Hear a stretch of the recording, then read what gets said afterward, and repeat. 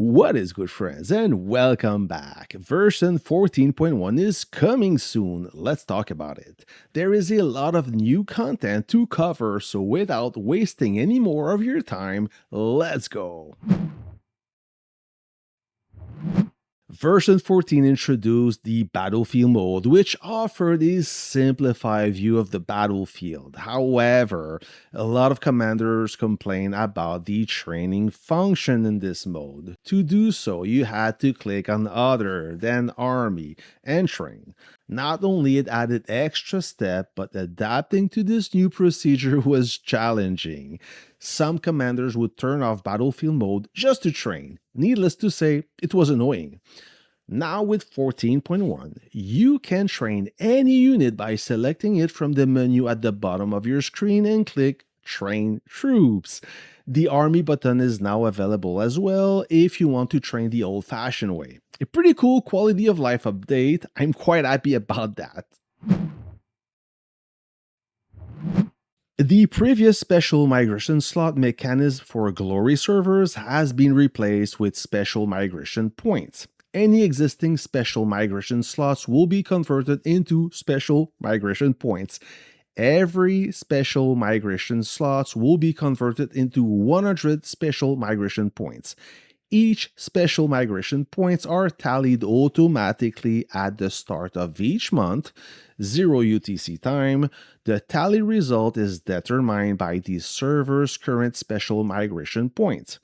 If the server has fewer than 300 points, 100 points will be added to a maximum of 300 points. If the server has between 300 and 400 points, no change will be made.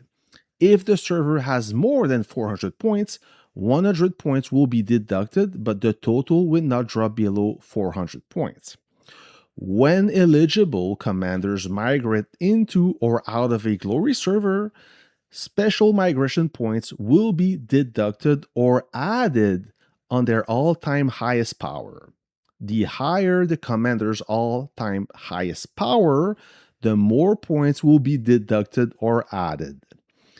Migration in, the corresponding special migration points will be deducted. Migration out, the corresponding special migration points will be added. When this feature goes live, the special migration slot system will be removed. Each remaining migration slot on a glory server will be converted into 100 special migration points. In a nutshell, the new mechanic will still limit the migration for new commanders, but will not penalize the server when a strong commander leaves, refunding the points needed to accept a replacement. Just like the anti-aircraft drone, this time it will hit ground targets. When triggered, this tactic will deploy a low-altitude drone on a map grid within 8 grids of your base. Tactic lasts up to 3 minutes depending on its level.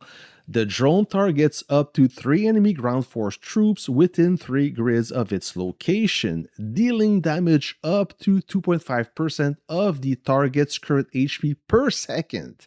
At level 3 upgrade gives you the option to deploy the drone over the unit of your choice.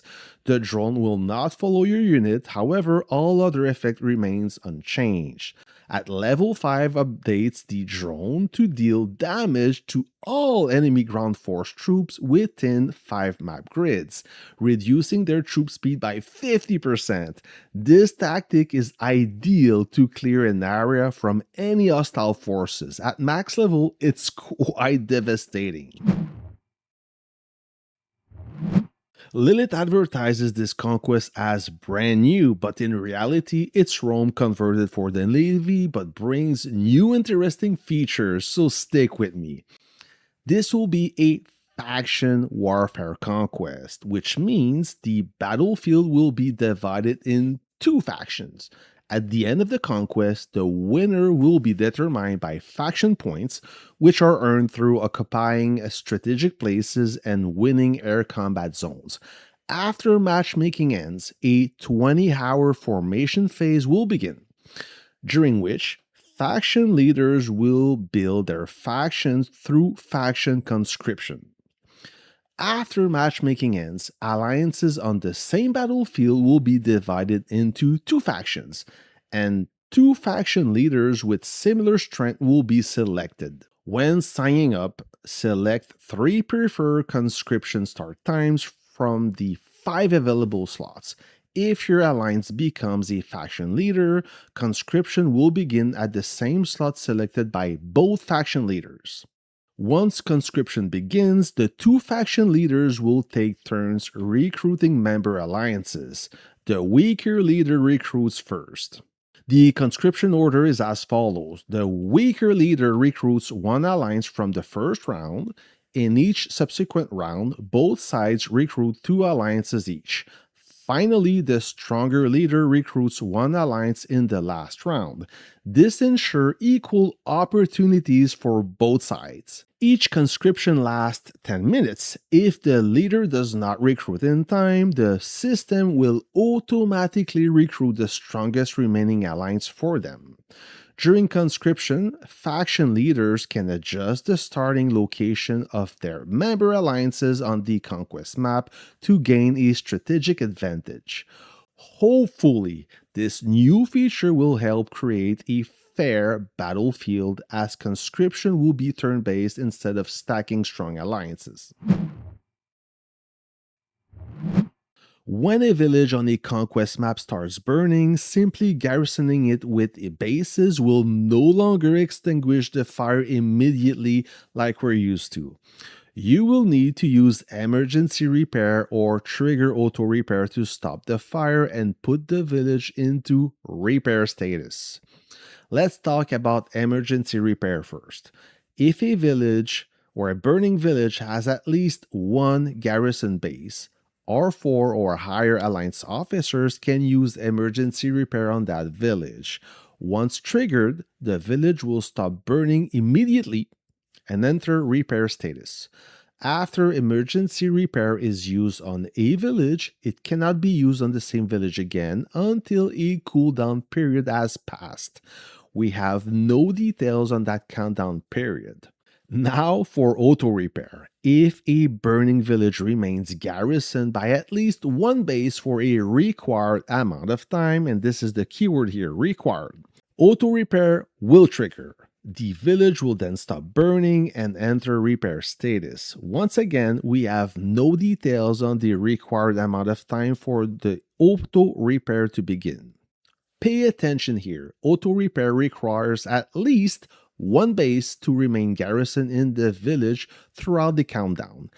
If this condition is not met, the auto repair countdown will reset. It can be any base. It doesn't have to be the first base that triggered auto repair. Essentially, if you want to repair the village like we used to, this function will have to be activated. Otherwise, the auto repair will kick in after an unknown delay. So hopefully this will increase the pace of the overall conquest. In theory, a village takes 45 minutes to burn out. But this can be extended to hours as every time you clear the area, a new base deploys at the far end of that zone just to buy time and annoy you. After 14.1, they will have only one opportunity to repair that village. Once emergency repair is used, they will have to either stack bases or witness their village burn out. The air combat zones are coming back. They were introduced in Rome and are being carried over in the Caribbean Sea. These zones are exclusive for air combat. If you played Rome before, you know exactly what I'm talking about. At the start of each round, Raven troops will spawn in the air combat zones, and the buildings will open up one by one. You attack the Raven troops and buildings in the air combat zones for battle points and alliance points. Each round lasts for 30 minutes. At the end of each round, you will receive rewards based on your battle points. Each air combat zones has its own alliance leaderboard. At the end of each round, your alliance will receive rewards based on its ranking in each zone. There will be a bonus for the commander dealing the final blow. Alliance from the other faction can play against Ravens for points or against you, so be mindful of that. Within each air combat zone, the sum of points for all member alliances makes up for a faction score. The faction with the highest score wins control of the zone and earn faction points, which determine the final outcome of the conquest. During the conquest, you can gradually build up your air force power and put it to use in air combat zones and other conquest features. You can choose a Conquest Air Force unit to use on the battlefield. Each camp will offer you a specific unit. If I recall, the Liberty airplane is a bomber that stuns its target. The Vanguard camp jet looks like the Eurofighter that will buff other jets from your alliance. The Martyrs camp jet looks like a Chinese fighter with a radar dome on top of that lets you attack multiple airplanes at once. Each Conquest Air Force unit starts with some upgrades already applied, making it ready for Conquest battles. However, battlefield restrictions may affect where they can be used and how well they perform. You can spend Salium to obtain Air Force Augment points and continue enhancing your Conquest Air unit during the Conquest. Enhancing a unit improves its overall combat performance in Conquest battles. You can also spend additional Salium to train Air Force troops in a specific hangar, increasing their combat stats. If the hangar has a Conquest Air Force unit equipped, the training will also improve its exclusive skill effects, further increasing its combat advantage. I will spare you with the Victory Scratch and Fortune Toss, those events are well known. However, the Officer Assembly will return. This event will let you claim the statues for these following officers: Saber of the Nation, if you need him. There will also be Lady Liberty and Darkwing. The auction house will also return. If you crave a gunning to the top base skin or unit skin or exclusive resources and buffs, this is your chance. Just remember that this is an auction, okay? The listed price is rarely the final price, as you will slap your competition with stacks of cash. It's a ridiculous, but since you guys love this event, it's coming back. The gift center is now available. You can purchase diamond gift cards from there and exchange them for diamond war chests of the same value or give them to friends and ally. I accept all gifts. Don't be shy. I know you love me. 2 new officers will be available when 14.1 will be live. Both will be free to play. One is a guided missile destroyer officer that will work well with Tidal Fang. As a matter of fact, he's her brother. The other officer will be a howitzer field specialist with dedicated skills for the anti-tank gun. Her name is Terran Tactical, the Girl Scout.